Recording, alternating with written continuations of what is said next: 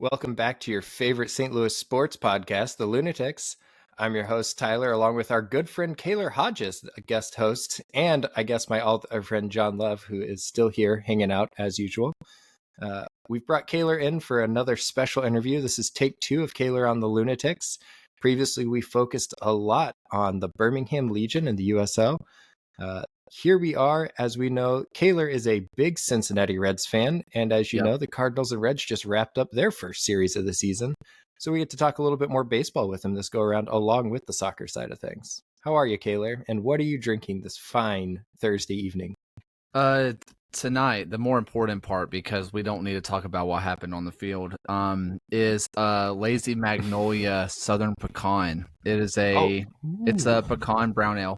I like darker stuff. This is this is a brown ale. I usually like them a little bit darker, but this is like a Mississippi beer, and it has just a nice back taste to it. Nice nutty taste. It's really, really good.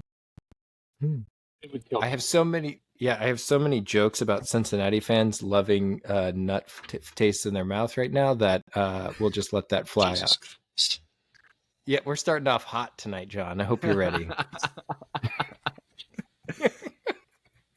Wow, I am. For those of you wondering, I'm going back to the tried and true Maker's Mark Golden Hour Select that I've been working on, except for this is bottle number 2 because I went and bought 2 more bottles because I liked the first one so much and it was a limited release. So had some friend over for dinner on Sunday and we polished off the last one, so had to open a new one. Well, since I'm the only one left, I also like dark beers. I really like the sound of what Kaylor's drinking, even though it would literally kill Tyler. Maybe that's what I like so much about it. I don't know. I also am drinking a dark beer. I'm drinking a peanut and caramel chocolate milk stout. Basically, it's a Snickers knockoff stout. Nice. From a local brewery called Four Hands. Actually, this can was promised to Tyler, but I liked it so much that I kept it, and I don't really regret that decision right now. I gave you your mixed 6-pack of beer last week, and I was really hopeful you would have one of those cracking open tonight because I wanted to hear how you felt about them. Soon, but I do plan to, but I don't have space in my fridge. I have to drink some of the others first. But speaking of things like that, Kaylor, if you were to start a women's soccer team and you were going to give them like a legit name, not just like Birmingham Legion Women's, right? What would you name the team? It's hard for me to really say because like Legion's women's team being called the Three Sparks, I already like that. Okay, easy, yeah. But we have, I don't know, I feel like you have to kind of do something with what we have here. Sure. Just off the top of the head, the Lady Electras feels like it would be a kind of a layup, especially since that was the first kit we got this year was the Lady Electra kit. So the Lady Electras feels like a bit of an easy one. I'm sure there's another name that I could think of if I thought more than 2 seconds. Well, Tyler was supposed to have 45 minutes last week to come up with a name, and he forgot to say it by the end of the episode. So he's had a week to come up with the name. Yeah, you act like it's going to make it better, and it doesn't. So no, I fully expect this to be bad. I have nothing good, and the part of my issue is that you have the Kansas City Current, and so they take their river name. Awesome team, great name. But the problem is that the rivers are it's really more known for St. Louis because that's where the Missouri and Mississippi come together. So they take one of the biggest things about St. Louis. St. Louis being the gateway to the West, it really doesn't give you a whole lot of feels for names. You don't really want to call them the Arches. It feels weird. So like I really struggled with it. And I really didn't actually come up with anything good. Like I went through everything I could think of. Like, I'm like, what would be good for like a women's soccer team that's kind of like has a slight feminine edge, but still is like tough and mean. And it just, I think, John and I talked, right? Like the Portland Thorns, right? Like that's one of my favorite, team. Like I feel like, it's like, okay, people think about flowers, but like, hey, guess what?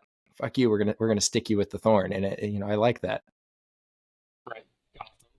So, right. Yeah, Gotham FC's Gotham awesome. FC. Yeah. Kaylor, we believe very strongly on this podcast that the NWSL kills it with their branding, and MLS on the whole sucks with it.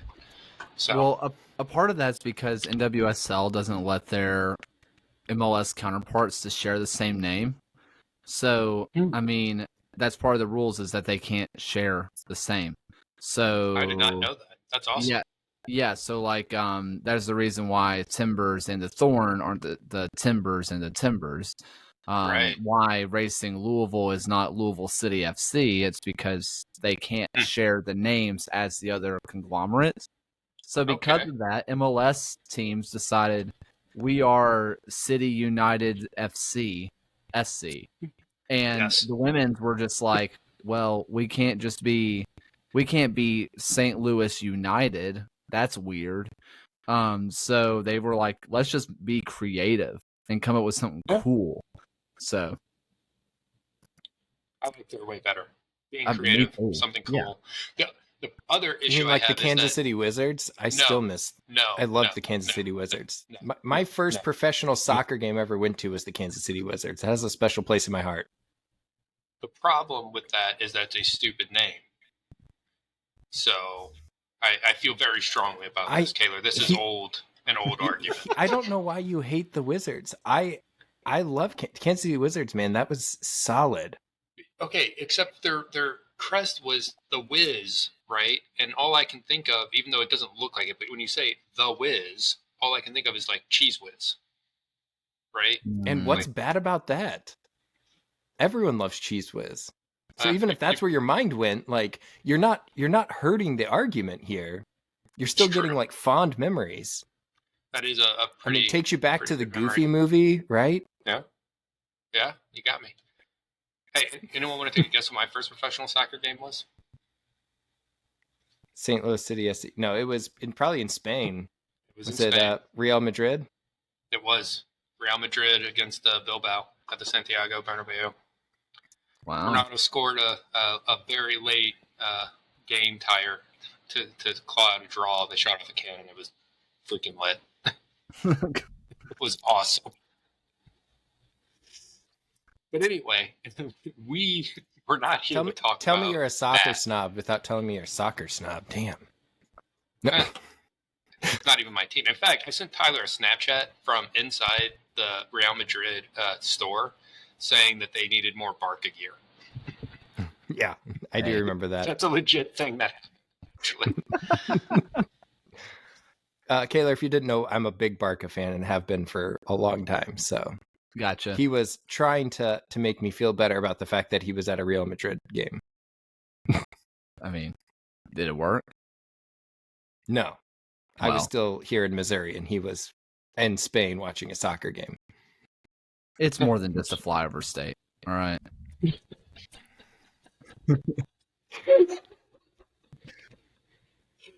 Wow. Damn. Which is funny because the most well-known soccer podcast for St. Louis City is called Flyover Which Footy. You know Phil. Yeah, you know Phil. I know Phil. Right. Yeah. Right. Yeah. So Phil's my guy. That's right. Shout out to Flyover Footy.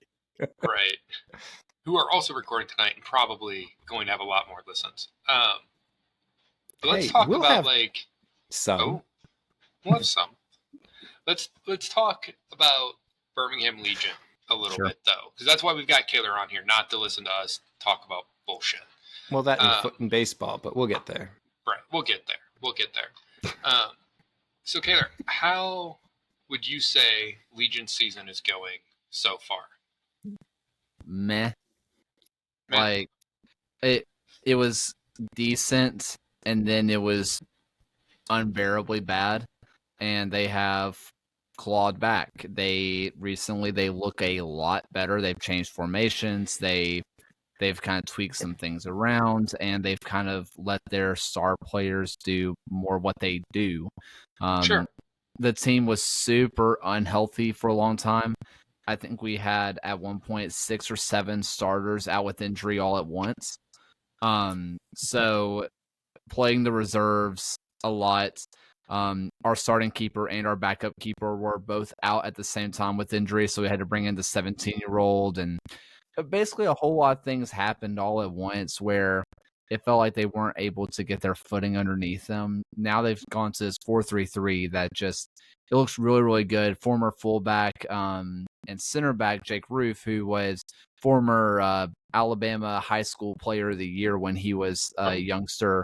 He was a winger at the time. Yeah. So, he's in his career, he's kind of gone everywhere from he's played winger at Legion, he's played fullback, he's played center back. Now he's made his way as a CDM, and it's been a complete game changer, allowing Legion to do what they kind of do best. And even though the form doesn't look good, the vibes on the pitch is a lot better.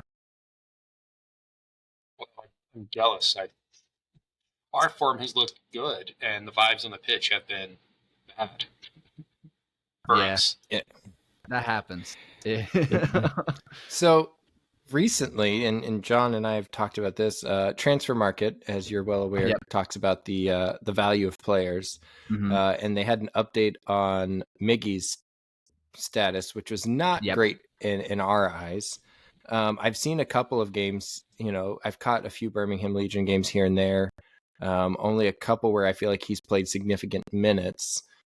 What's been your takeaways from what you've seen from Miggy this year? Miguel Perez, he's a good talent.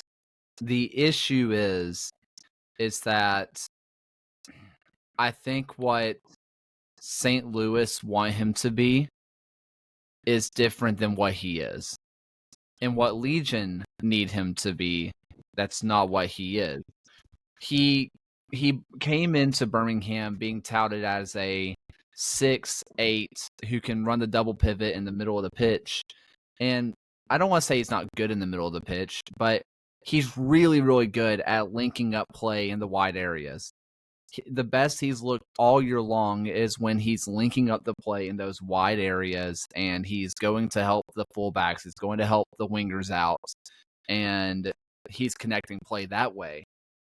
Legion have 7 other of those guys who are more developed than he is.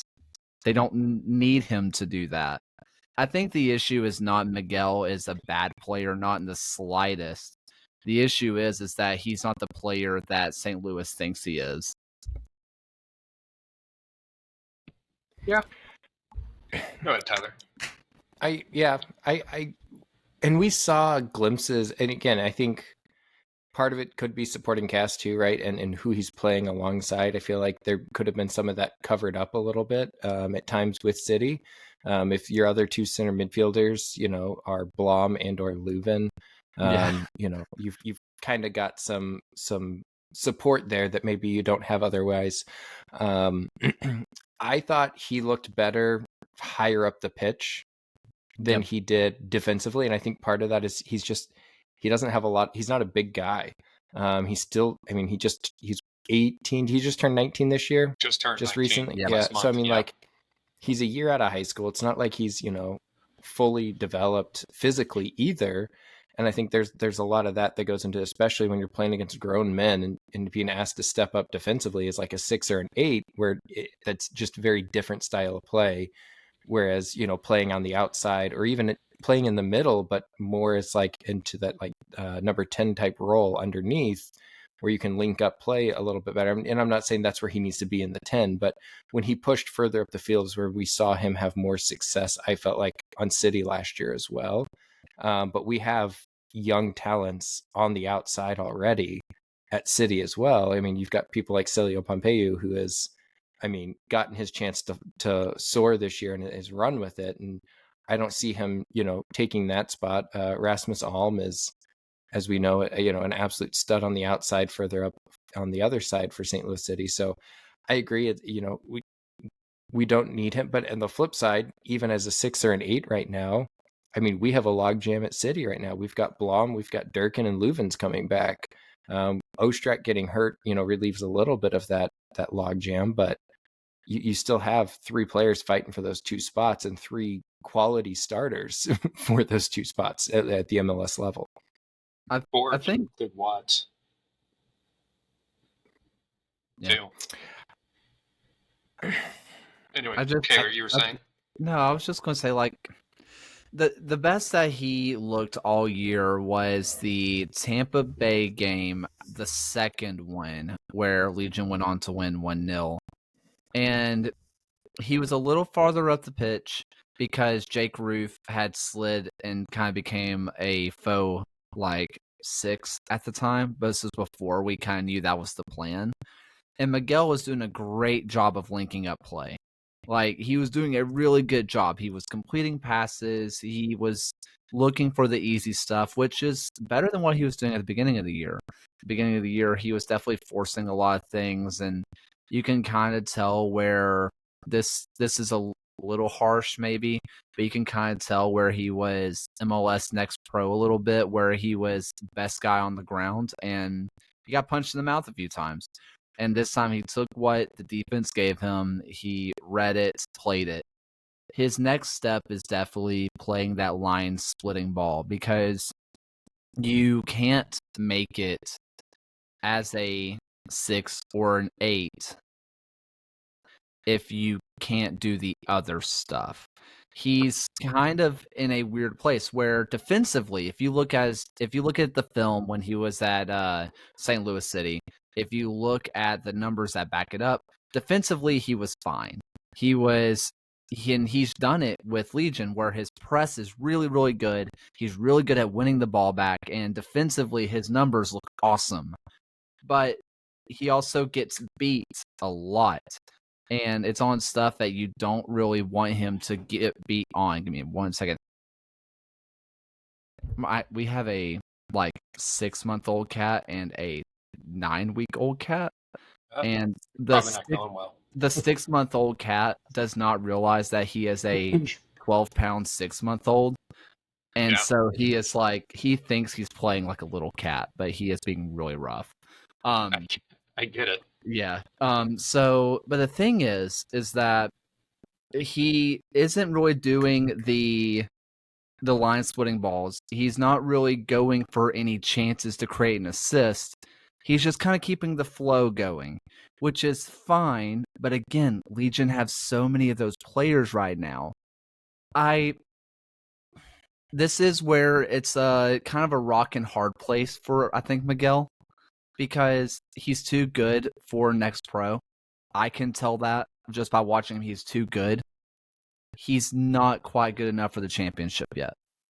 Right. I think there's a world where he should be a League One loanee, but you don't really want that too much. Right. Well, and you want to put him in a spot where he's challenged, right? You want to put him in those kinds of positions where he can work to improve. And I think Kaylor's got it spot on right there too. Last year against normal MLS, average MLS midfielders, he did fine defensively. It was when he went up against the top elite MLS midfielders that defensively he got put out to dry, and it was obvious where the extent of his current abilities were. As far as the passing, you're 100% right on that, especially from a 6 position. I think St. Louis wants to develop him into an 8 because he does have a very high energy. He can play box to box the whole game. Yeah. I think when he's had time to make a pass, and when he takes the time and when he has the time, which are not necessarily the same thing, I think he can make the right pass. But if you counter press him quickly, he forces it almost always. He does need to get a little bit smoother on the ball near the box because he has really good instincts for strong attacking positions. He just does not take a great shot. Yep. Some of the best we saw him, I think, Tyler, was last year, maybe San Jose, the one where he got his ankle obliterated before that happened. He was playing actually, and even a little bit after that, before he came off the field, he recovered well for having his ankle stomped on. Right. He was playing as the right mid in a diamond, and he had some really good line breaking passes in that game. But yeah, that's the whole point. Is we need to give him more opportunities to get comfortable on the ball, to make those passes, and be comfortable with it, especially if he's being counter pressed quickly. Yeah, I just think that sorry, Tyler. I just think the real thought I have on Miguel is that he is in a really good spot in terms of where the youth is in Legion's team and where the growth is in Legion's team. Legion have the second oldest team in the league, but they have our 18-year-old wonder kid, Matthew Corcoran, who we're going to sell him for so much money, and I'm so excited for him. We have Kobe Hernandez Foster, who got a move to where was it, Werder Bremen, at just 18 years old, and he was playing in the Eliteserien he got over 1,000 minutes in the top flight of Norway just last year. And there was a lot of people who said that his agent fumbled the bag a bit because he's too good for this league. Just outright, he's too good. Just 21 years old. We have a 15-year-old who's getting a decent amount of minutes now, who is playing the kind of left back, left wing area. We had Delgado, who's the goalkeeper, who's 17 years old. There is a lot of really young players at this club, including Miguel, who's just 19. And the guys that are surrounding him on the pitch would be Alex Cronale, who was in MLS for a long time as a longtime defender. Enzo Martinez, who is the second most goal contributions in USL history. He's only second behind his former teammate that he gave almost all the assists to. And that's Enzo. And those are we have other guys like Samuel Cavita, who's the captain, who has been everywhere, played in Puerto Rico, played in MLS himself, has been in the USL with St. Louis. He's around guys who have been around a long time. And it's around this midfield that is chock full of just super youth, not just, 25, we're talking 20 years old and younger. I think that he's in a good place to learn around people his age. He's not out-generationed, but he's also around professionals who have made their living off of this. And I think it's a good blend for him. Yeah. Yeah. I think from that perspective, it's been good loan, even if the minutes and what we've seen on the field have not necessarily been what we had hoped to see so far into the season. I think it is still probably a very good experience for him because, again, he is only 19, right? He's living away from home for the first time. He's got a lot of of the growing up stuff he's also trying to figure out simultaneously right now. Yeah, again, you guys both kind of touched on it, right? But you want him in a spot where he's got veteran leadership to help him grow in the right way, but he's also not completely outclassed. He's being pushed, he's being challenged, and he's got all those things at Birmingham. Obviously, the greedy fan in me wants to see him make strides faster and things like that. But I think for the reasons you just stated, right, there's a lot of potential, there's a lot of upside, which is where his previous transfer market rating and price was coming in at. And there's a little bit less of that now, right? There's not, okay, well, he still has all that upside, but, they expected to see more polish, and how much hit that injury last year slowed him down, still yet to really be, determined, right? Because anytime somebody misses any length of time, and, it, depending on where they're at in their development already, they can take a step back.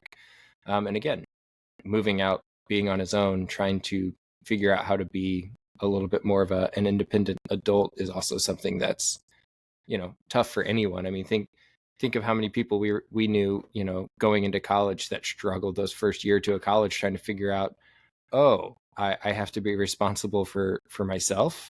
I can't play Call of Duty all night, right? I mean, we all knew those people. Yeah. Still know those people. True. Yeah, that's fair. I think that's a really, really good point. And one thing for Miguel, I think that on the field, he has ways to develop, but those transfer marked updates, one thing to keep in mind on those is that a lot of it is kind of algorithm. Like, what are you producing? What are you doing? And what is your pedigree? Where are you coming from? But I truly believe that if he had just gone to MLS Next and just kept putting up numbers, he would have kept his valuation despite him being in a much tougher division now. If you are looking at the trajectory of his career, he is progressing. He went from Division 3, technically on loan if you consider MLS Next Pro to be on loan from, MLS, if you want to think of it that way, to Division 2. That is progression. But since his numbers don't look fancy, the algorithm is just like, regression, and it brings him down. It doesn't take into consideration that the average age is 6 years older, I think, between Championship and MLS Next Pro. And it doesn't take into consideration that he's getting better. I can tell you from what I've seen, just in warm-ups, because I go early to watch the warm-ups. I like to watch them. He looks more polished on the ball. His rondos look better. His warm-ups look better. His shots before the game look better. He looks more filled out. He looks less like stringy teenager. He looks more like someone who's growing into a growing body. He has gotten better on his loan. His numbers don't reflect that. And he may not be a perfect fit for this Legion system, but that does not mean, like you guys have said, that this has been a failure by any stretch. Exactly. And again, you think about, you said it really well. You're going Division 2, Division 2. Think about Division 2 to Division 1, Division 3, however you want to space out or name the divisions. It's the same thing in baseball. I mean, how often do you see a guy move from AA to AAA and it takes them half a season or a season to really get their footing before they actually start to hit their groove again? I mean, heck, we saw with Jackson Holiday, number one prospect in baseball, got a hit, looked out of had no idea what was going on. He was almost 2-dotting in AAA. Like, we see it all the time. Those jumps are bigger than people realize. Oh, yeah. Especially AAA to the majors, right? Like, there's a lot of fringe major league pitchers in AAA, but there's also, like the difference between a AAA pitcher and an MLB regular pitcher is massive. Like, it's nowhere close. and single A, the guys are learning how to throw a slider, right? Double A, they can throw it, but they can't place it. And Triple A, they might be able to place it, but they can't sequence for the damn. Like, there's a big difference there. Yeah. But but again, it's that same piece, right? It's people don't realize that the USL really is the step between Next Pro and MLS, that they don't see that as a logical step for the player, and they should. But a lot of casual fans, a lot of casual fans do not realize that that's actually that's a big step from Next Pro to the USL. Yeah. It's a huge step. I think Next Pro is probably farther behind the championship than the championship is from MLS. I agree. We see that with the U.S. Open Cup, right? Right. Yeah. I mean, the gap between Next Pro and League One, which is also the third tier, was insane. I mean, the League One was tearing through the Open Cup. Meanwhile, then New York City FC2, who they really needed that extra 25K. 25K, that's right. They really needed it. Other than them, Next Pro was dispatched of very quickly, very easily. Meanwhile, League One put up a fight, and that's nothing against Next Pro. I'm in the full boat of Next Pro is needed because academies exist, and academies have to compete. When you start putting them into the pyramid, and that's a whole U.S. soccer thing. I don't care. If you are having to compare Division 3 to Division 3 to Division 3, because of course we do, Next Pro is down there with Nisa, and they might be below. And it's just because the average age is like 19. They're not fully grown yet. Some of them are about to hit not one, but two more growth spurts before they make their senior debut. That is huge. And that's not their fault. It's not the kids' fault. And the maturity level. Think about how much mature, you are, how much more mature you might be now than you were 6 years ago.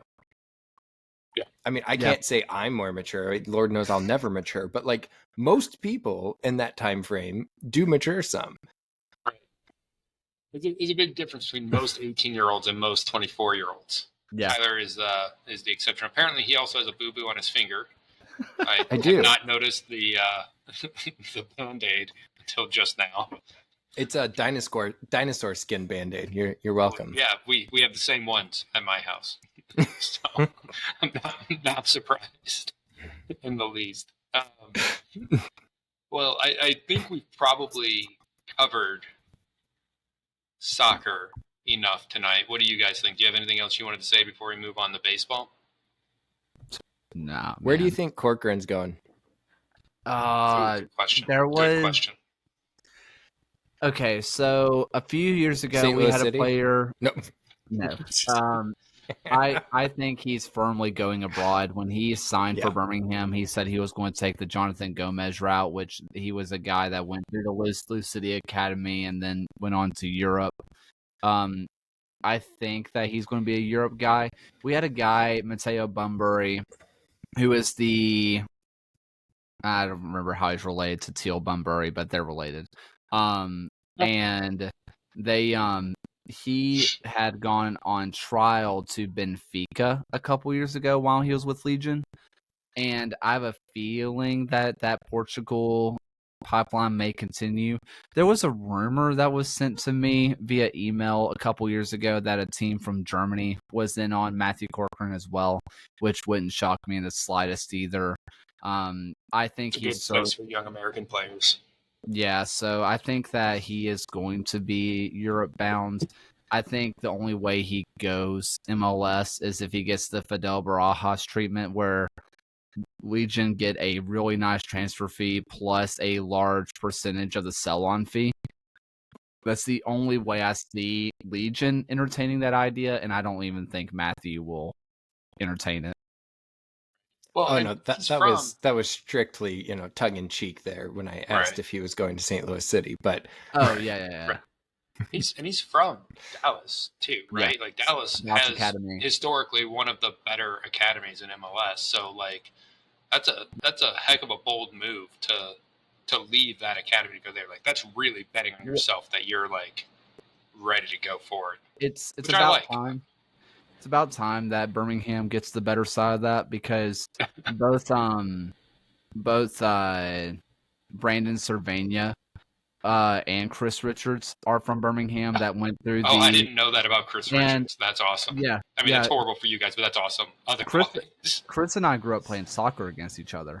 Like I remember when him and I we would be on the same like rec fields. Yeah. So he was so good, it was stupid. And then I think Tanner Tessman might have gone through Dallas as well. So I think Birmingham has had 3 guys go play for the U.S. men's national team that ended up going to the FC Dallas Academy. It's about time we got one back. Right. There's the St. Louis soccer community has like a ton of people that grew up playing with or against Tim Ream and Josh Sargent, which they were probably so good at their age, like kind of like Chris Richards, like you just knew who he was because he was so good, and then when he became something, you're like, oh yeah, I did play against that guy. Yeah, his dad was professional basketball player, and so I think he played at Birmingham Southern, which is now closing. RIP. But your baseball team is in the World Championship or whatever the World Series of college. Yeah. So they're playing for literally no one besides themselves. I used to go to those baseball camps, dude. Their baseball team's always been good, but so I think his dad played at Birmingham Southern and then went and played professional basketball. And Chris would just win everything in the air. Him and I were about the same height and I think we still are, but he would jump 5 feet higher than me, and it made no sense. I was just like, I thought because I was tall for my age. I was like, I win everything. I'm good at soccer, and then here comes Chris, and he is just like, I was like, never mind. And that was the moment that expectations were reset for you, I'm guessing. Yeah. Heavily adjusted. I hear that. Oh, God. Okay. So we talked a little bit earlier about the transitions through minor leagues and young players coming up and trying to make that transition to the major leagues.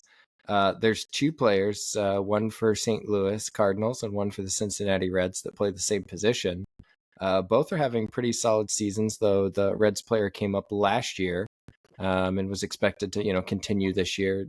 Cardinals player technically came up the end of last year, but wasn't till September and, kind of loosely came up as a, hey, this is potentially our future kind of thing.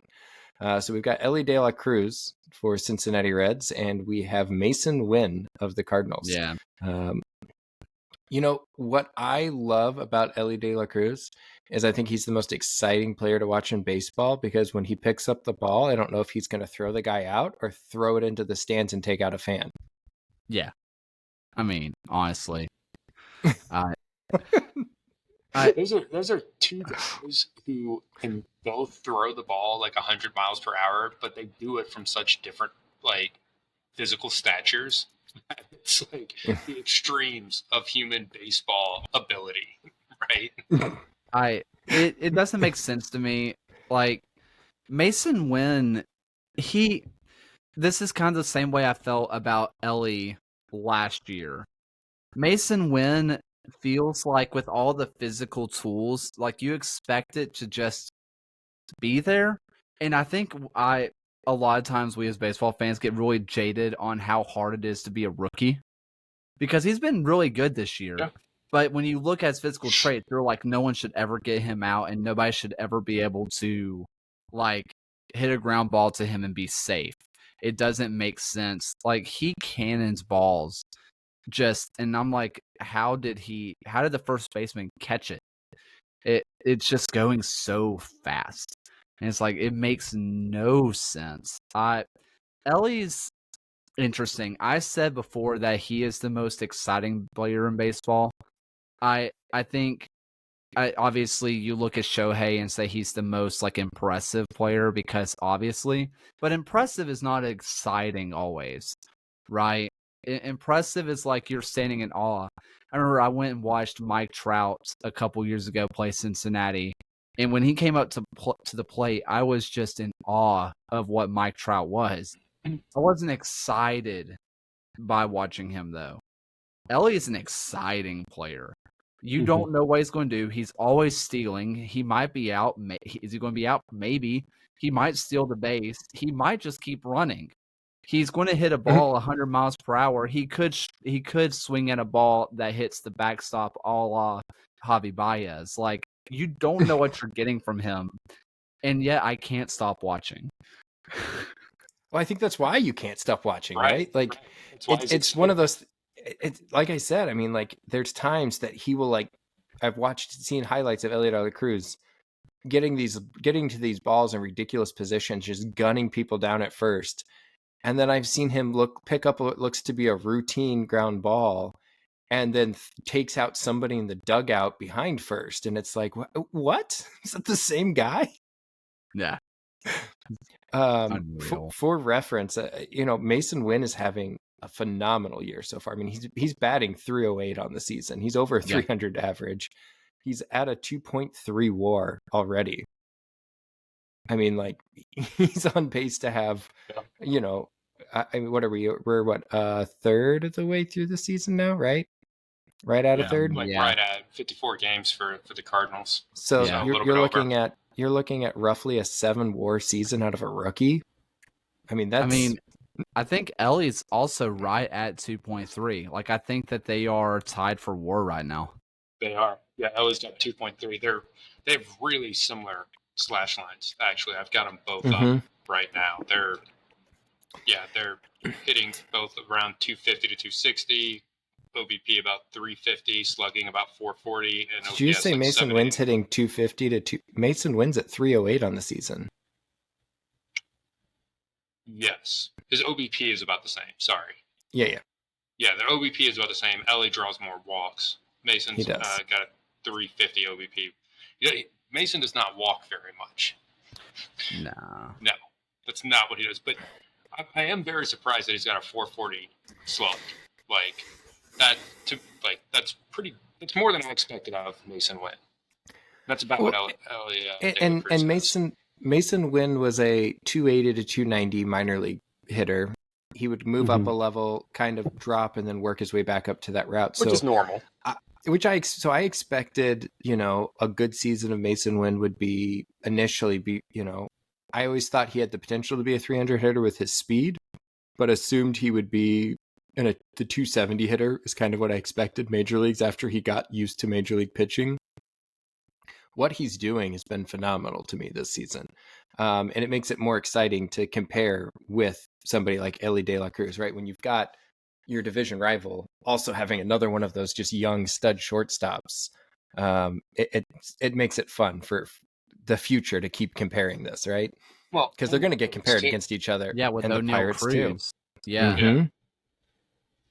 Yeah. I mean, so really, it's just like, who is it? Was it God, the shortstop for the Cubs? Why can't I think of his name? Is it Swanson?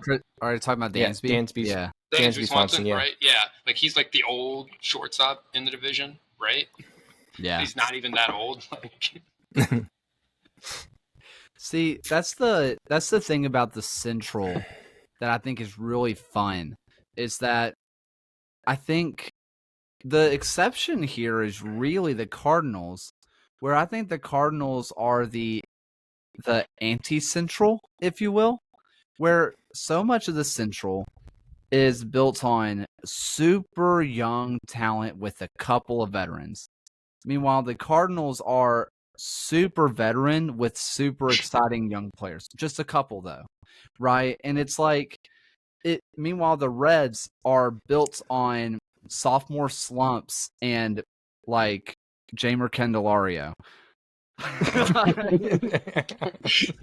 Here's the thing about the Cardinals, Kaylor, okay? We would be the number one team in any AARP retirement home league, okay? And we are age eligible, so I just want to throw that out there. But, the thing is that like the rest of the Central, you look at them, and Milwaukee, I think they're probably about 50-50 in terms of veteran leadership and like young guys. Yeah. They're probably pretty close. The Pirates are young. The Pirates are Reds, always young. Yeah, the Reds are young. The Cubs are younger than you think they are. Like, I'm still kind of jaded on how old I thought the Cubs were, because like their whole like, it doesn't feel like their World Series year was that long ago, right? But they have turned over pretty much everybody from there. It's been 8 years. Yeah, like, yeah. I mean, yeah, Javier Assad is only 26. Christopher Morel, I feel like he's been around forever. He's only 25. One of the oldest guys in their team is Ian Happ, who is just 29. Like, they are younger than like you Ian think Happ's they are. been in the league for like 20 years. Yeah, well, Belly's only 28, right? Yeah. Like you feel like you've been watching him for 10 to 15 years, and he hasn't.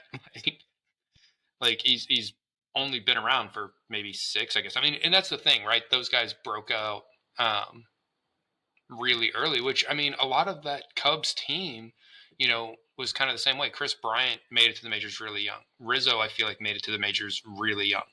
Rizzo is still my favorite Cubs player. Oh, absolutely. Man. And that's including Wilson Contreras, who's now a Cardinals player.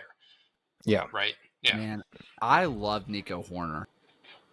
I think he is just a stud defender. Like, his hitting fine, he's run, but there is something to be said about a good a good defender in baseball that just does not get near enough love, but is just so good. As everybody does, I have been obsessed with Shota Imanaga.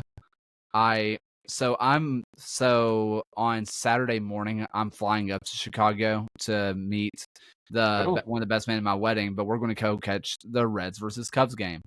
And I was bummed out when I realized that we're missing the Shota start. We're still getting Justin Steele, who is another young player. I mean, I feel like Justin Steele, even though he really just came on a couple years ago, he's like, what, 28, 27, 28? Super young. I think 28. I've been If watching he hasn't Justin had Tommy Steele John yet, he's got Tommy John +4 at least. Yeah. But like, it's one of those things that I'm just like, I've been watching this Cubs team forever, and none of them are 30 yet. It doesn't make sense. Right. Imanaga, what he's been doing this year has been just ridiculous. Like, I really did not expect him to have anything close to what he's having this year. Like, I thought he'd be good, but I did not expect him to have the season that he's had so far. There were pitching But how many times did you and I say we wanted the Cardinals to go to sign him for us? Sign him. Well, right, but just because I said that he would be better than the players that the Cardinals have does not mean I expect him to have a 1.8 ERA a third of the way into the season. There were right? The thing is that there were pitching people who were like, Shota has better stuff than Yamamoto. It's just he's 8 years older. If he wasn't 8 years older than Yamamoto, then he might have been getting some more money. But Yamamoto's so much younger. But they were like, Shota's stuff will play. And as terms of what the Cardinals need, I mean, I can't remember y'all's GM now. He came out and said, we need 3 starting pitchers. And do you know what they got? 3 starting pitchers. For as much shit as we gave Mozeliak for that, though, all 3 of them have been playing better than the 2 starting pitchers we returned. So, like, we all kind of have to shut our mouths, even though we don't really want to. I love Sonny I'm not going to Gray. shut my mouth. Oh, yeah. Of course. I absolutely love Sonny Gray. Yeah. But I still am going to flip the script that we could have splashed a little bit more for a Shota or somebody, or we could have pushed. And I'm not saying that Shota would have come here. Shota was cheap. We don't have, but he, he was, and that's my thing. It's like what it ended up costing to get him. We could have paid that, and the flip side of that is right with Shota is I don't know if Shota would have come to St. Louis. I mean, being from Japan, there's not really the international flights from St. Louis aren't great. Yeah, but Newt is here, and they freaking love Lars Nootbaar in Japan. Like, just because they do doesn't mean Shota does. But yeah, I mean, I think the bigger thing. I think the bigger thing is probably Seiya Suzuki is at the Cubs. I think Seiya, being a natural Japanese speaker, is probably the bigger. If Newt could speak Japanese, it'd be a bigger pull. It absolutely would. Yeah. If Lars Nootbaar if he could speak Japanese, I think that would just make him so much more interesting. He wouldn't just be, have you heard this guy's name? It's be, have you heard this guy's name and he speaks Japanese? Right. It's the most German name or Nordic name you've ever heard, but he's actually speaks Japanese fluently. Here's the fun thing with Shota. You mentioned his ERA is 1.86. That's after giving up 7 earned runs in his last start over 4 1/3. 0.84 before that. Yeah. Ridiculous. His whip is still a 1. Yeah, that's just wild. And granted, I was a little thankful that the rained out game did push his start to after our series against them last week. I was like, I'm not that upset about that. Like, we're struggling to hit, and people are not hitting his stuff at all. So, like, yeah, you can go pitch to someone else. Threw him off his cadence too. Yeah, apparently. So we'll have to see about that. I don't know. We play the Phillies this weekend, and I am a little concerned about how that's going to go. But we've been hot lately. We could do it. We've got Don't we have Sonny in the finale of that? I think so. That sounds right. Question mark. I know he'll pitch this weekend, but I don't remember which game it is. I'm going to pull it up because now I'm curious. Or maybe game. I'm trying to think who all pitched against the Reds here just recently. We've got Miles tomorrow. I think, so it'll be him on game 2 then, right? Because I think it was. No, it could be game. It may be the game finale. I think it's the finale. Keep talking. I think he pitched the finale of the previous against the Cubs. Didn't he pitch Sunday Night Baseball against the Cubs? Mm-hmm. Yeah. So he'll have the finale against the Phillies. He's projected to be the second one, actually, because of the off day, probably. Man, I miss Sonny. I loved him as a Red. I wanted him to be a forever Red. I was heartbroken when he was a casualty of the for no good reason salary dump. Mm-hmm. Well, and like that's my biggest gripe with MLB, right? And I mean, you see it a lot, like in soccer too, right? But we talk a lot about why the NFL is the biggest league in the world, and I think one of the things is that it has true competitive parity, in the sense that, like, if you're good because you're better at identifying good players, and you're better at coaching the players, and all of that. Everyone's spending the same amount of money, right? So. But like in baseball, like the Pirates are never going to be an aggressive team, at least not under current ownership. And at this level, like you can't identify enough talent simultaneously to be one of the better teams in baseball. I don't think, unless you do whatever the hell the Braves just did. But then they followed that up with spending a crap ton of money to keep them all. So. But they signed the Braves signed those guys at a lot of money, but what are turning out to be, I mean, discount contracts because they locked them up early. Yes. Even after 2 ACLs, Ronald Acuna's contract has already paid for itself. 10 years, 100 million for Ronald Acuna Jr. I don't care if he's been hurt twice now. That contract's been paid for twice. 100% agree with that.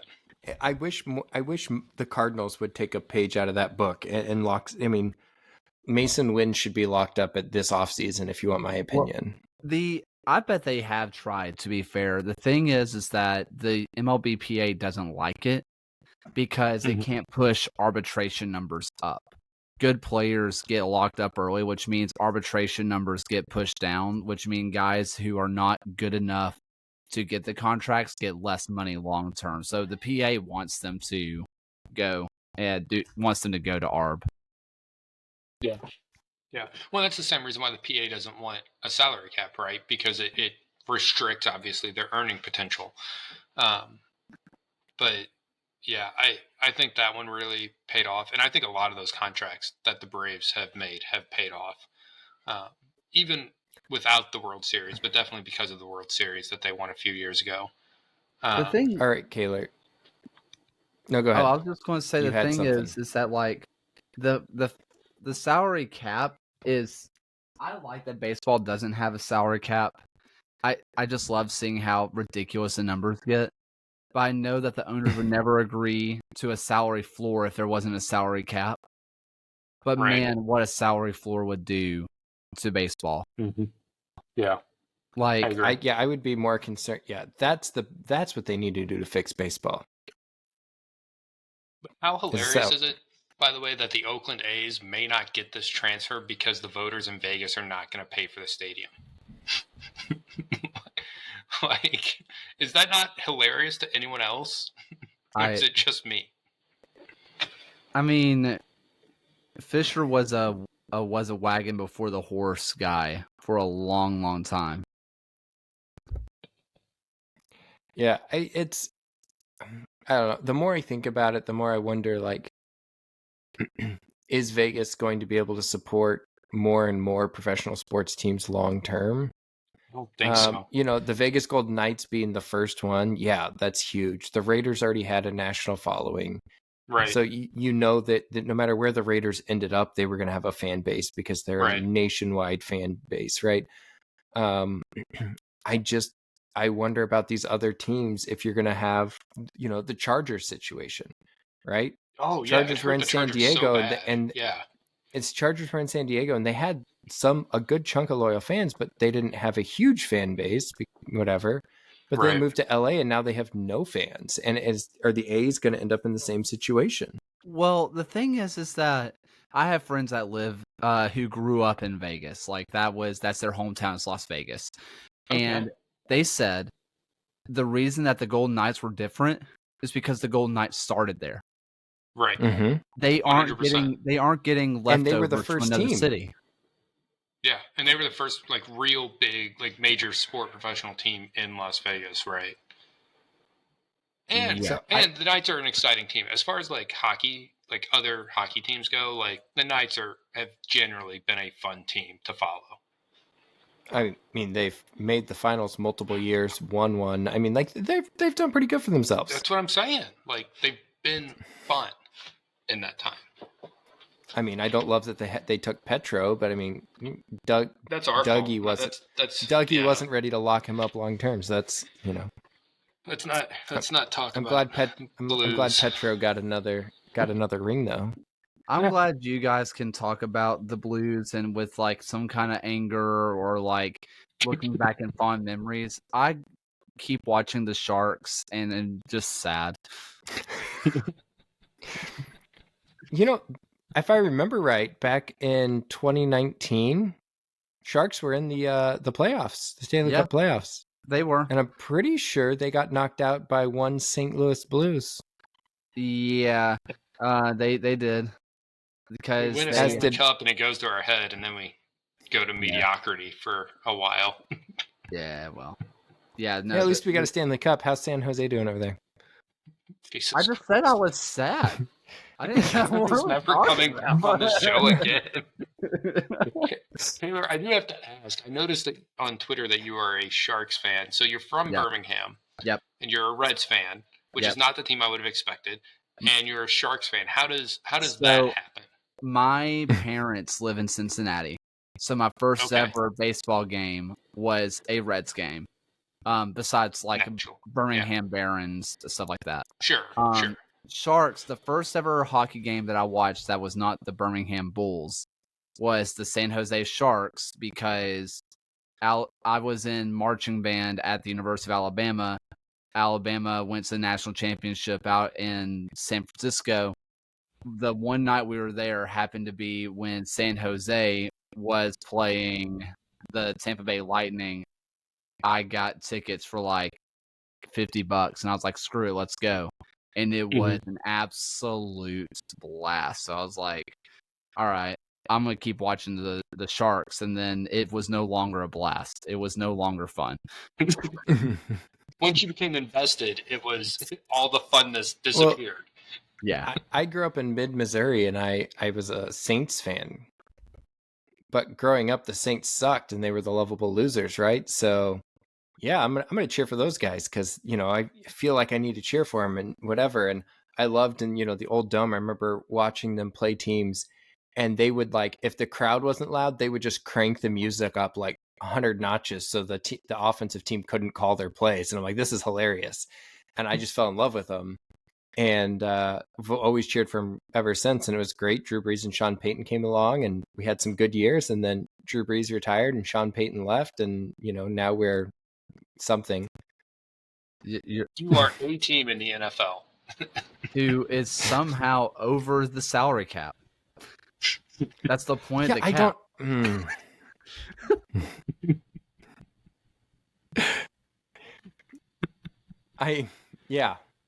Well, we restructured so many deals and pushed so many cap hits down the road. Mickey Loomis, I think, missed the boat on pushing a few more cap hits down the road. Yeah, as long as you're continually pushing. The problem is when you stop pushing, right? Yeah, you got to push it real good, and right, you just got to keep convincing suckers to take their money later, right? Yeah. As soon as they wise it up, you're screwed. Yeah. Oh, yeah. No, it's rough. So, being an NL Central fan, Kaylor, how do you see the NL Central playing out? Who do you think ends up where in the Central at the end of the season? Do you want me to pull up the standings for you? It's really hard not to say that the Brewers stay on top. I'm really believing in what the Brewers are doing this year, and for the first time ever, their team actually has a personality too. Like they're fighting people, they're out there just like really putting it on people. They have like this foot on throat that they've never had before. It's kind of hard for me to see them relinquishing that. That said, I think that the Central is going to be a 2-team playoff team. I think that the Central is going to get a wild card. I'm kind of torn on the Cardinals, the Cubs, and the Reds finishing second. I'm leaning Cardinals second, Cubs, Reds third. Kind of take that however you want, and Pirates last. Pirates pitching is really, really good, and you can almost lock them down for 3 wins between is it Miller, Skeens, and Jared Jones. Like you could really say that they could win 3 games, but I just don't think they have the pop and the bats to actually capitalize on that. So I'm going to loosely go Brewers, Cards, Reds, Cubs, Pirates. However you want to order the Reds and the Cubs, I don't really care. I could also definitely see any of the Reds, Cubs, Cardinals finishing second and really pushing Brewers to the very end. Like it looks like it's an absolute slog between those teams. So you want to know something kind of like stupid about the Cardinals right now, Kaylor? Sure. The Cardinals have one player with an OPS over 800. He has not played since May 12th because we told him to get closer to the plate, and then he got hit by a bat and had his arm shattered. And ever since he got injured, we started shattered, winning games. It was just broken. You're over-exaggerating. I mean, I watched it. I have a feeling that thing required plates to be installed. It looked bad. Either way. Oh, I saw it live, yeah.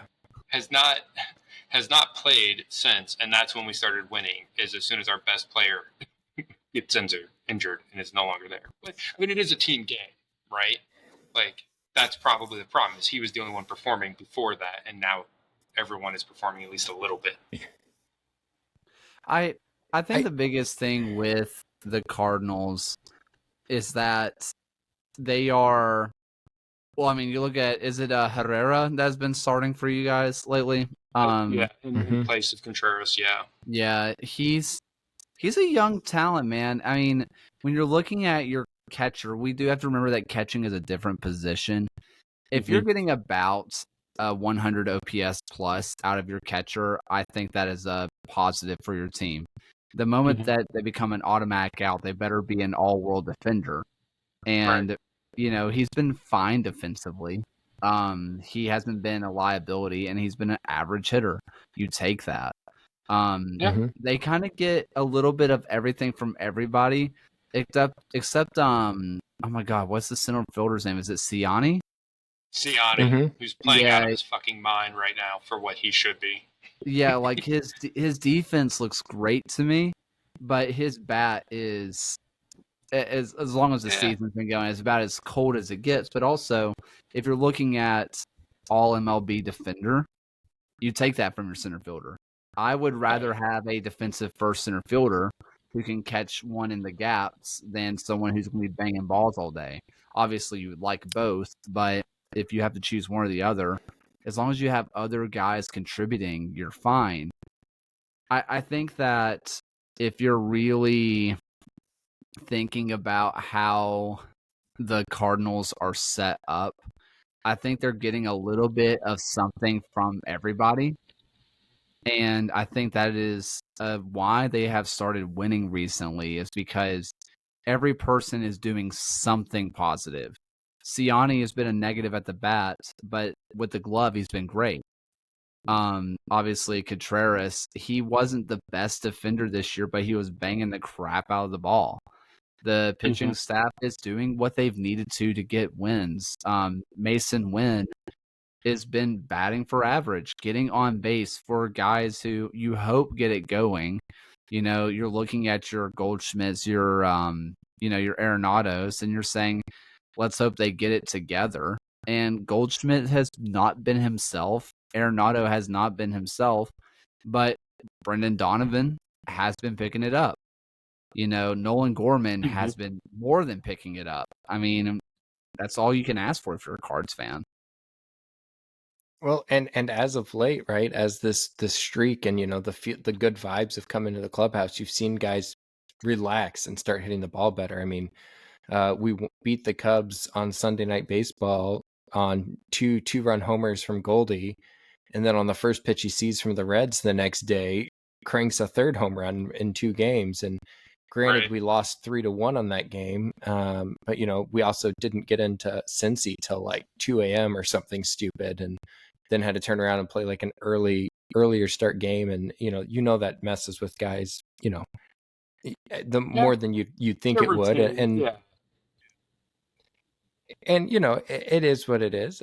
Part of me wonders if it would have been better just, since he's not that far of a drive, just to let them sleep in their own beds and hop on the bus in the morning and drive to the ballpark at Cincy. But right. Yeah. And we went through this whole thing and we haven't even talked about the fact that the Reds have Hunter Green as well.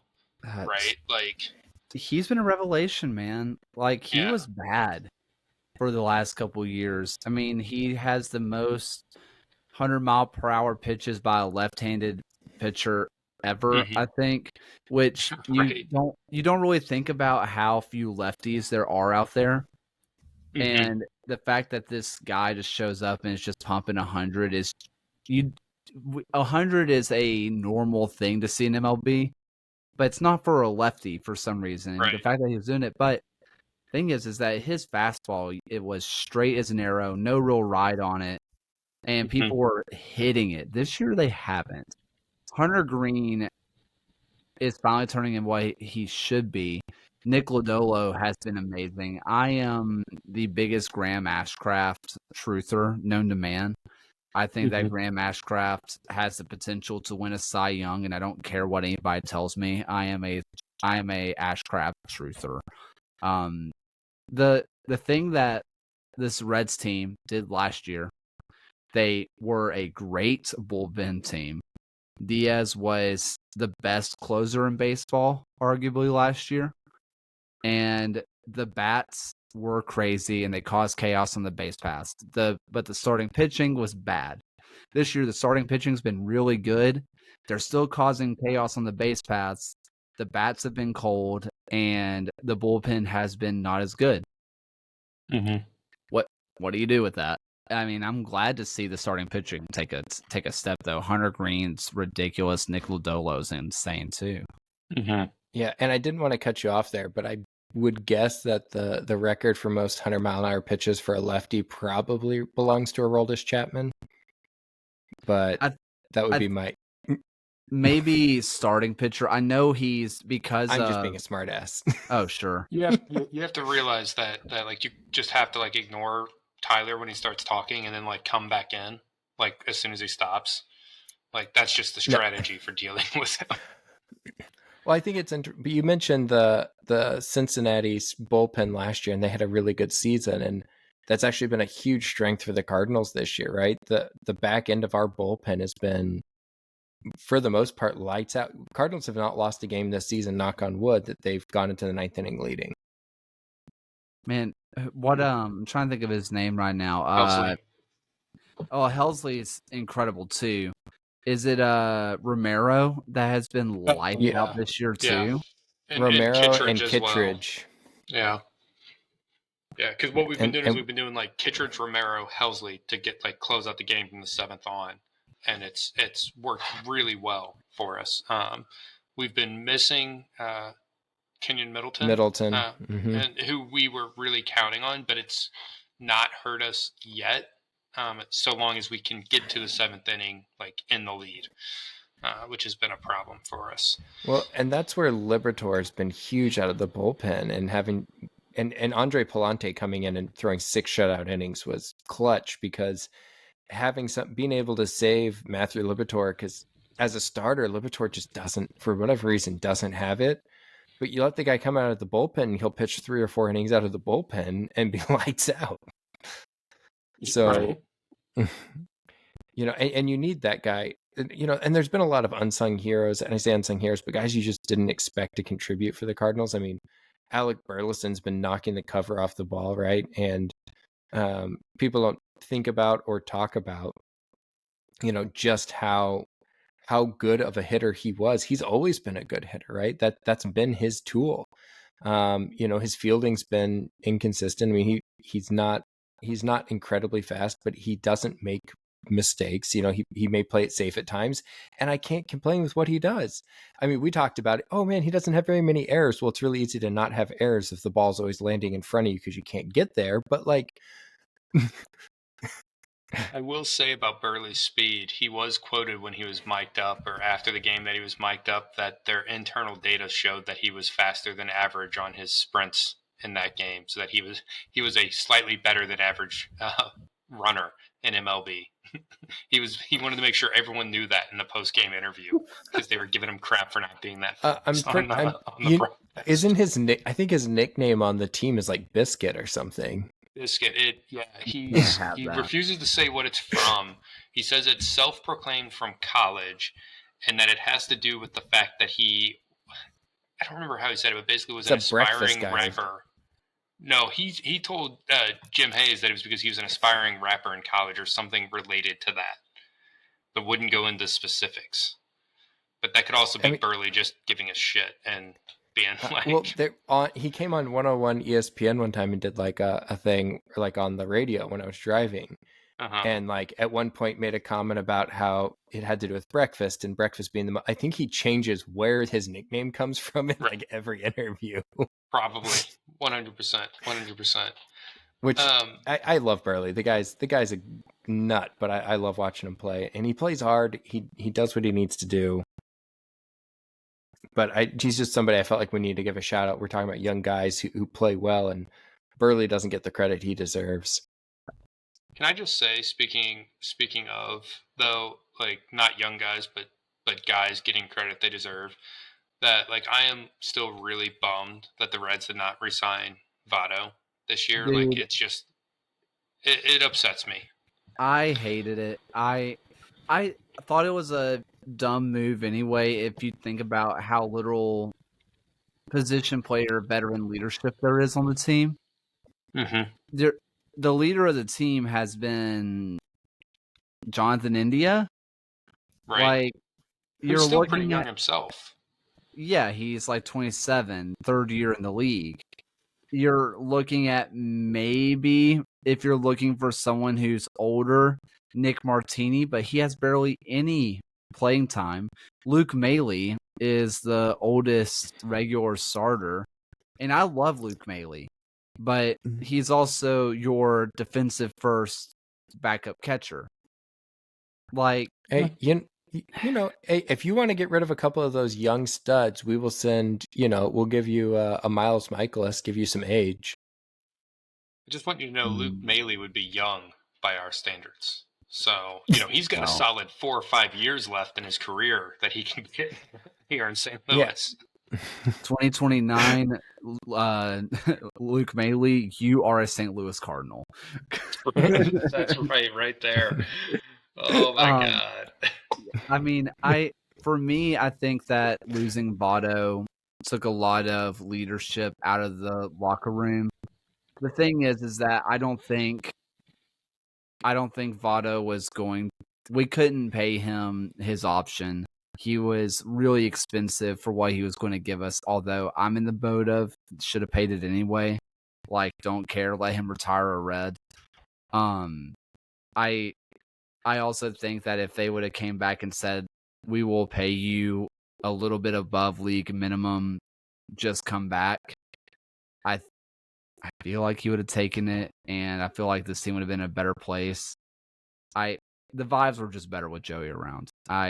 And when you're looking at a third-year guy who has struggled since his Rookie of the Year season and Jonathan India to be your leader, it's not exactly what you want, especially when things aren't going well. When vibes are good and everybody's winning a lot, that's fine. But when you're as far under 500 as we are, it's not what you want. right? You need something for people to like latch onto and rally behind, right? Like last year for us, we were really bad, and even though we hated watching him pitch, we always tuned into Adam Wainwright's games, like hoping that was going to be his 200th win, right? Even though like we knew that most of them were going to be very bad last year. Like you need that if you're not going to be a good team. Well, I think about where Joey Votto was in the same light of where Pujols was 2 years ago. Yeah. Sign him as a veteran leader who can platoon and DH for you. He still killed righties. Let him be. Yeah. And that's just it, right? Okay. Hey, the righty's on. You got a righty starter. We're going to start Votto in the DH, and he's going to play. And he doesn't even have to. I mean, he was still good defensively. He could still play defensively too. So you could put him out at first. It wasn't like he was a liability out there.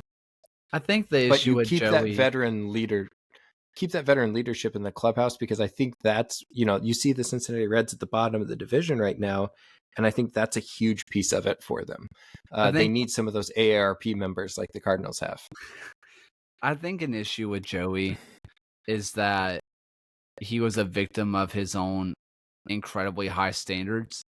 Everybody remembered MVP Votto. Everybody remembered. You remember that time that he hit for a 400 batting average in the second half of the season? You know that, like, all the times that he was drawing every single walk possible, and then every other time he was hitting a home run. People remember that, and then when they see a 260 batting average and maybe like a 100 OPS plus, they're like, this guy's old, he's washed. Meanwhile, I think a lot of teams would take 100 OPS batting average, or like an OPS plus guy, 100 OPS plus guy. Like, the Reds would love a 100 OPS plus guy right now. Absolutely. Well, especially with the intangibles he brings, right? Because we're not even mentioning the fact that, like, this guy's been around the league and can be a voice for your clubhouse and for your team. And Votto was a great leader for that team.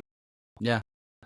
It's really what this Reds team is missing for me. And I said it early on, I thought it was a mistake, but I was like, at some point the divorce had to happen, whether it be Joey's retirement or, him leaving. It was bound to happen, but I do wish it would have kept him around. I really, really do. But it kind of is what it is at this point. I do think that Jonathan India, talking about that, him being the leader, he started to turn a corner a bit. And I'm still a believer in what Jonathan India can be. I think that the moment that everybody talked about him as the trade piece to get something else, I mean, if I heard my name constantly in the news, like, we need to get rid of this guy, he's washed, and I'm like 27 years old, I would hit like crap too. Like, what do you expect me to play well when I am a 25, 26, 27-year-old, and you're telling me that my best year is when I was a rookie and that you need to trade me to get better pitching? I wouldn't play well. Like, yeah, I think, I agree. I think the Reds have so much young talent. They need a big veteran leader presence, and somebody who's okay to not play every day. We have Brandon Crawford on the Cardinals right now, right? And he's not. That's where Brandon he's Crawford not playing a lot, right? Yeah. But this is such bullshit. Okay, no. Listen to this. So they signed Brandon Crawford to be essentially defensive backup to Mason Wynn, and essentially to be like the guy to help make sure Wynn is comfortable playing in the majors. But then they were giving Wynn these like scheduled days off, like once or twice a week through the first 5 or 6 weeks, even though other than Contreras, he was the only one consistently playing well. And then they bring in Crawford, and like Crawford's slash line is bad, like really bad. Like we're talking like 100 batting average, like just abysmal. And on the one hand, you kind of have to like bat to like start seeing the pitches, right? You got to be playing regularly. But at the other side, like, it was very frustrating that they were consistently taking Wynn out to give Crawford at bats. And I don't know. Sorry, I'm done. I'm done with my rant. But my piece from that is somebody like a Brandon Crawford who was available would have been a nice discount signing. He can, for the Reds as far as a clubhouse presence. And you were spot on his average. He's batting 0.97. Yeah, I just looked it up too. 0.97. His OPS, but dude, his OPS is solid at 273. That's right. 273 OPS. God, now I want to know what the His OPS plus is on that. His OPS is lower than Wynn's batting average. Yes. His OPS plus is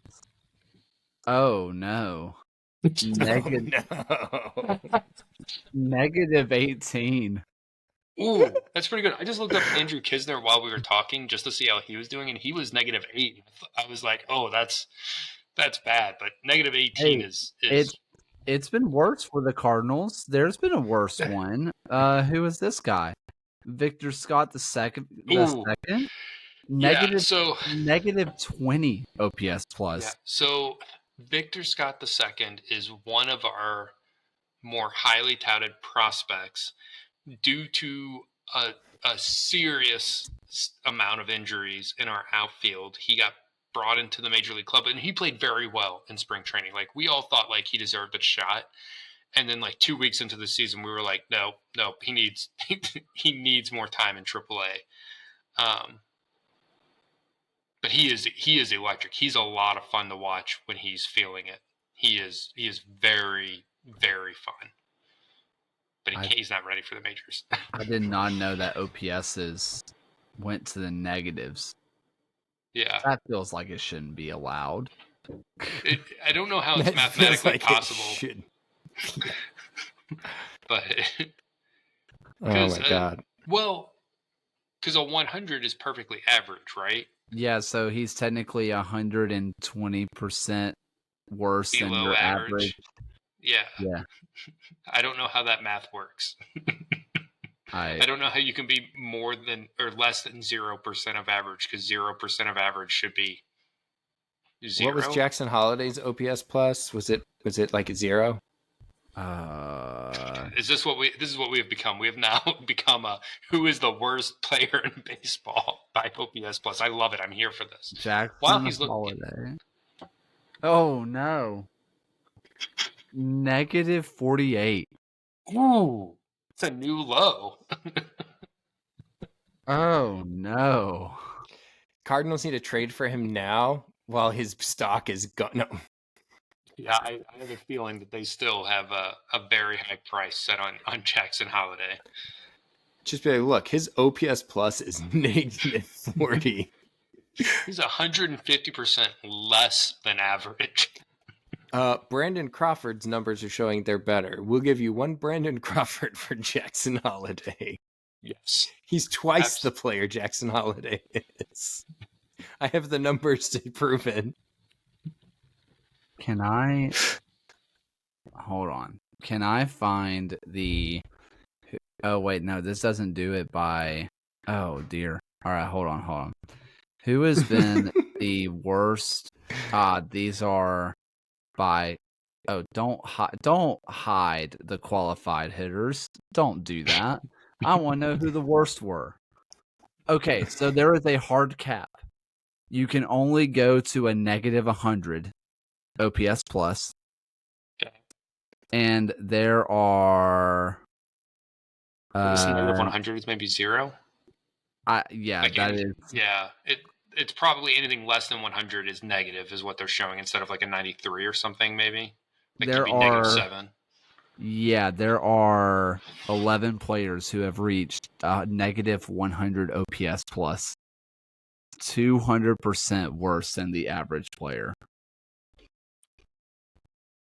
Ooh. And those players are Trenton Brooks, Tristan Gray, Scott McGew, Ryan McKenna, Nassim Nunez, Johnny Perda, Chris Roller, Brett Sullivan, Taylor Tremmill, and Luis Vasquez, and Forrest Wall. Oh, dude, Forrest Wall, yeah. Yeah. Yeah. Sounds like a bunch of guys who made the majors and did not make it at that. Sounds like some guys who got called up for some doubleheaders and were like, we just need you to spell this guy for an inning. We just need you to catch the ball if it comes to you. Nassim, that's all you got to do. Nassim Nunez plays for Washington, has gotten the most playing time, and he's played 14 games. But he was used primarily as a shortstop and a prayer and a pinch runner. You said a shortstop, a prayer, the prayer, like the guy who leads prayers? A shortstop and a prayer. Like his job was to pray to God that it wasn't hit to him. I wanted to make sure I heard you right. When you first said that, I thought you meant like, okay, this is like our Hail Mary, last chance to win this game. Like, okay, he's just a pinch hitter. No. No. Yeah, after you explained it, that's way better. That's way better. I was like, I'm pretty sure I heard him correctly, but I want to make sure I heard him correctly. Oh, yeah. You got it. That's amazing. That's amazing. God. Now so what you're saying is Jackson Holiday's terrible. And maybe we could just send them like $1 million cash and then send them over. Yeah. I think. Sounds reasonable. Whoa. Is there a transfer market value on Jackson Holliday? How much cash would it take for the Orioles to let us buy him from them? All right, I got a OPS plus that is insane. Okay. 1 game, 2 plate appearances, 1 run, 2 hits, 1 home run. So a single and a home run. Okay.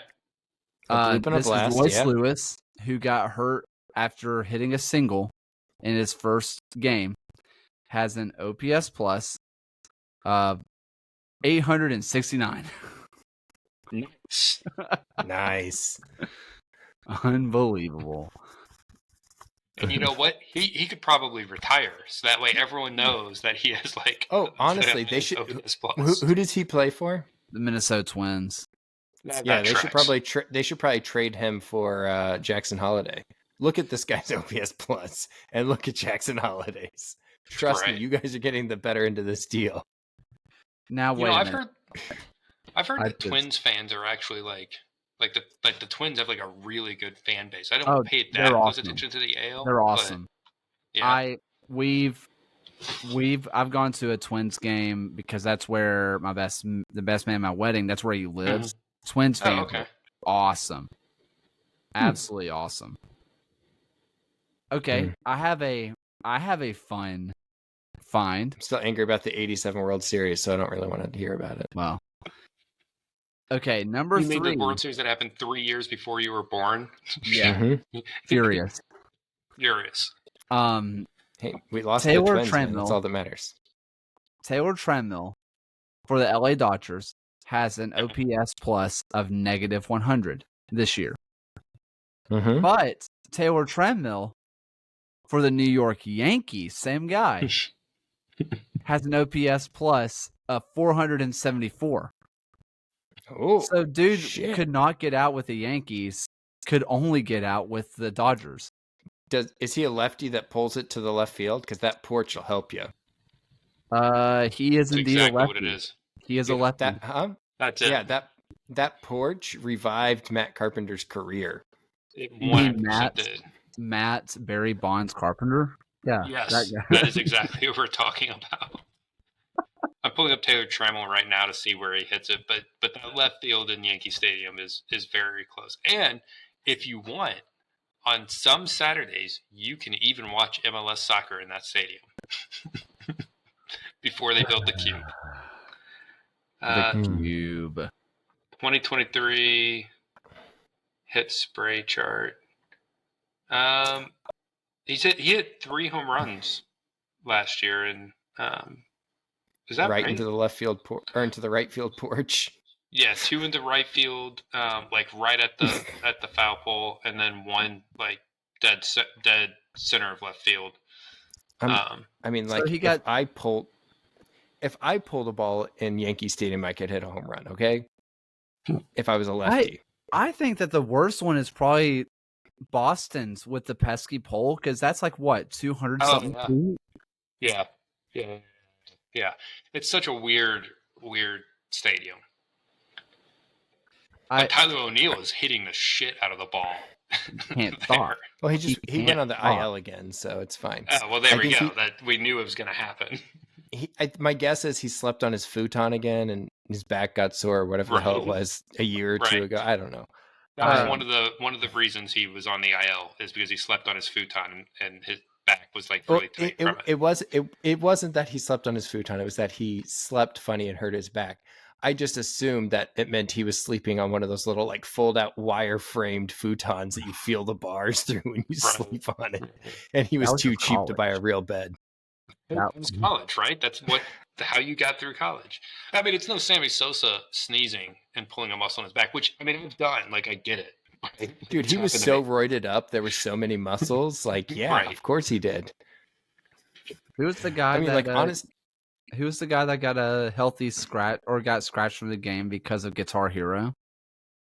Oh, I know what you're talking about. yeah. Imagine walking up to your boss and being like, "Can't come in today. Hurt my hand playing Guitar Hero." Well, can you imagine being like Trevor Bauer? Like he was supposed to pitch that day and slice the hell out of the finger on his throwing hand by playing with his drone. My bad, guys. Right. My bad. Can't throw today. Speaking of Trevor Bauer, I know he's that's a still out topic there. that we've avoided. Tyler once started talking about Trevor Bauer. And I was like, no, I'm gonna stop you right there. John doesn't want to before talk about Trevor Bauer, but I am going to bring him up because we really need a fifth starter. You know, is he worth a league minimum contract for a fifth starter? He's been barely above average in the Mexican leagues. Him and Shota were on the same team in Japan, and Shota was like, I think Bauer might have been the third best pitcher on that team. I didn't even know he was actually still playing pro ball anywhere. Yeah, in Mexico. That's where he's been playing this year to, to have innings. But where did you find his Mexican stats? I have no idea where to even find. Does ESPN have Mexican baseball? No, I mean, they're probably just baseball stats. There's not a difference between like American and Mexican stats, John. That's the It's not plus. on. That's the plus. They're normalized across leagues. Yeah. Gotcha. I just want to know what his stats. I want to know what his Japanese stats are and his Mexican stats. Now I can't read them.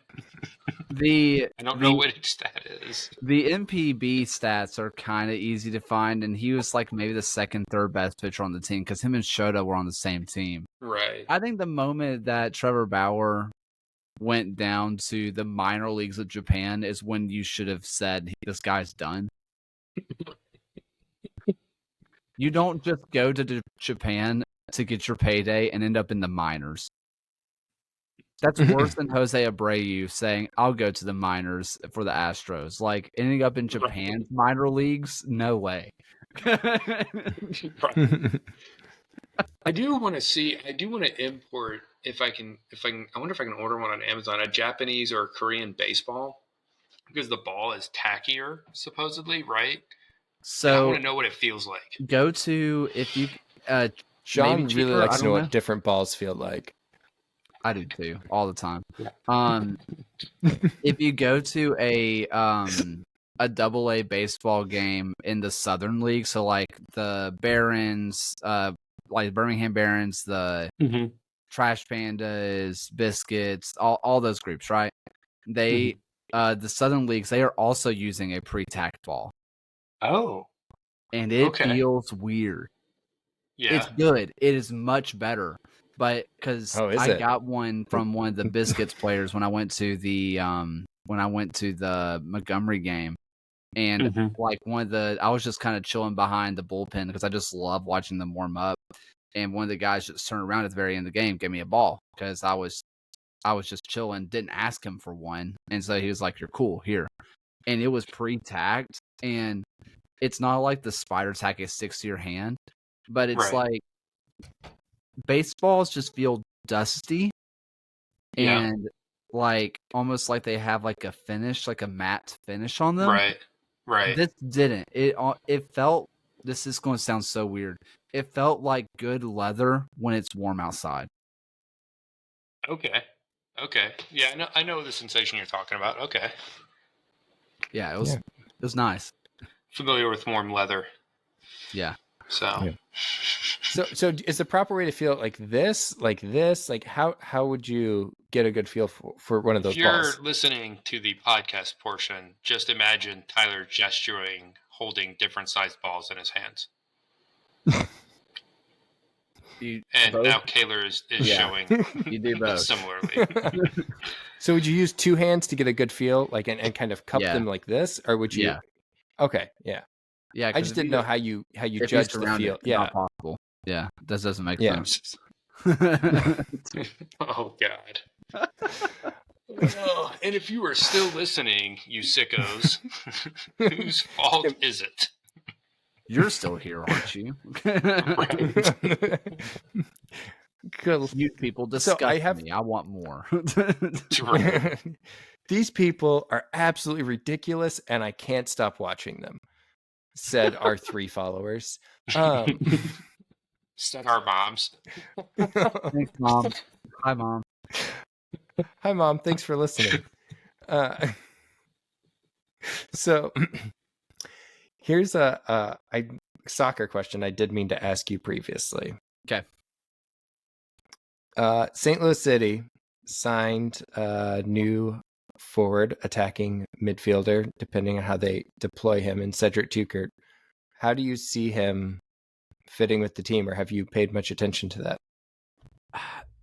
This is where I have to be brutally honest. I do not follow MLS whatsoever.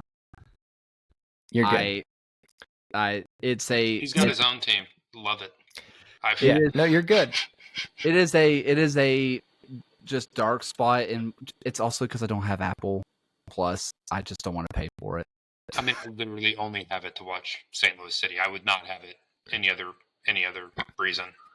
Yeah, so I only pay for the season pass. I don't pay for the rest of Apple. Yeah. Last year when T-Mobile had it for free, I watched a lot of MLS. This year they didn't do it for free. I was like, I have enough subscription. Yeah, I'm good. I don't need to watch it. I do love that I can catch Birmingham games pretty much, like if they're streamed to some capacity, and I can usually find them wherever. Yeah, they're almost always on ESPN, so it's just nice. Yeah, that's now they're almost always the same time as our games, which is not nice. Yeah, but you know, I mean, I think about it, right? It's probably not the worst thing that he's not following, MLS, because it means he doesn't have to follow a team or have to watch a team that Stan Kroenke owns. There you go. Keep that. And who wants that in their life? Me. No one. Someone had, like, I know the tweet has been fired off so many times, but like there is like the oh gosh, it was all of his teams lost all at once. Oh yeah. Like within like a 2-week stretch there at the beginning of May. Yeah. Yeah, it's like this is the worst day of his life. Darn. And darn, it was sad. Yeah, I'm sure Arsenal, I'm sure the billionaire was heartbroken. Right, because Arsenal bottled and the Avs lost, right? The same time, and then what's the basketball The Nuggets team? got knocked out. Nuggets got knocked out. Yeah, and then the Rapids are the Rapids and just suck. The Rams. You say that, I think they're up there in the table right now, but yeah. Are they? I thought they were below us. Maybe they're mid-table. Hold up. I still think of them as the Rapids. That's not that much higher than us. They suck. I mean, in better news, the bottom of the table is Sporting Kansas. So there we go. Love that. I love that for us. Whoa! Wait, I didn't realize that you guys had Ben Lunt. Yeah. Mm-hmm. Yeah. From Phoenix. Yeah. He's our backup keeper. Yeah, but he's I like him. So a lot of the St. Louis City fans, especially the ones that like I don't know how I want to say this. Like, he took a lot of crap last year for the few games he played, and but every single time he did it, it was like a fully rotated squad. Like, it was like not even like a few top 11 guys. It was like numbers 12 through 22 were playing, right? And but he's a really good guy, and I think he definitely has what it takes to play in MLS. I think he's got a good spot going. Apparently, he's the loudest guy off the bench and has been like threatened to be carded several times if he didn't stop like chirping at the refs. But, like, I mean, you're the backup keeper. You're probably not playing, right? Like, I mean, unless your goalie does something stupid and gets a red card in the first half. Dallas. You guys also have a Jose Kijima. Man, dude, he was a stud for Sarasota last year. He was an automatic free kick machine. If he stepped up to the ball, he was scoring. He was so good. I wanted Legion to sign him so badly. He's incredible. Crazy. He is crazy. So listen to this. Like, he's impressed the hell out of me. Right. 3 or 4 times this year, he has played on Saturday night, come in like the 70th minute, flown back from wherever the hell they're playing, and then played our next pro match the following night and played like 70 minutes. Like, got in from LA at got in from LA at like 4 a.m. and then played again the next day. Like, on top of the fact that you can tell that he definitely has some room to grow at the MLS level, especially against we just played, who was it? Cincinnati and Acosta, right? Cucho Acosta? Yeah. Is that his name? Mm-hmm. Yeah, Lucho. Just like Lucho. Luciano, but he goes by Lucho. Right. And Kojima just had to like blatantly foul him because Lucho's a lot better than he is right now. Lucho's a lot better than most everyone in MLS. Right. So, but Kojima looks really good. He's going to get a ton of minutes now, I think, because of Ostrak, one of our midfielders. They haven't said which tendon it is, but I'm just going to assume that it was an Achilles tendon. He had to have surgery to repair a torn tendon in his ankle this week. So we also got Leuven coming back, which could lower the need for him a little bit. Well, yeah, but I mean, he'll be like a sub. Like, all of Ostrak's sub minutes are now going to go to Kojima, probably. I would expect. And he was already getting solid minutes, so you expect to see more of that. Yeah, Kojima, he was with Sarasota Paradise last year, and he was one of the reasons why you would put on their stuff. Like, I know, like, us at the USL show, we would sit there and watch I always made it a point to watch a League 2 and a W League match from every division, and Sarasota made it really easy for me to watch because Kojima was just better than everybody else. He was just so much fun to watch. I mean, he was probably the best free kick taker in all of USL League 2 last year, and he was unbelievable over the ball. Right. He's obsessed with the game, like obsessed. Like, our coaches have made like jokes about like inviting him to coaches meetings because if they don't, he's just gonna like show up to them. And it's not like, if you follow him on Twitter, it is not uncommon to see him like retweeting like tactics from like European leagues at like 3 a.m, like for no reason. Just be sharing passing network analysis and things like that. Like, he is like obsessed. A student of the game. Right. Understatement of the century, but yes. This might be our longest episode. Congratulations. Longest episode in a long time. Hey, that's what it's for the vibes. That's what we said. It's for the vibes. Yeah. What do? Yeah. Well, I mean, I'm running out of things to talk about. Other than the fact of the joint hatred of Stan Kroenke, there's not a whole lot of things. We didn't talk about it, but if the Battlehawks win this weekend, St. Louis Battlehawks will clinch home field advantage through the playoffs because the championship game is here in St. Louis. So if you are a Battlehawks fan, get out to the stadium, the Battle Dome as they've affectionately been calling it, and cheer them on to victory. So more importantly, if you're not a Battlehawks fan and you just want to give a giant middle finger to Stan Kroenke, Feel free to also buy tickets and go down to the Battle Dome and cheer on the Battlehawks, because Stan Kroenke, we hate you, and good night, everyone.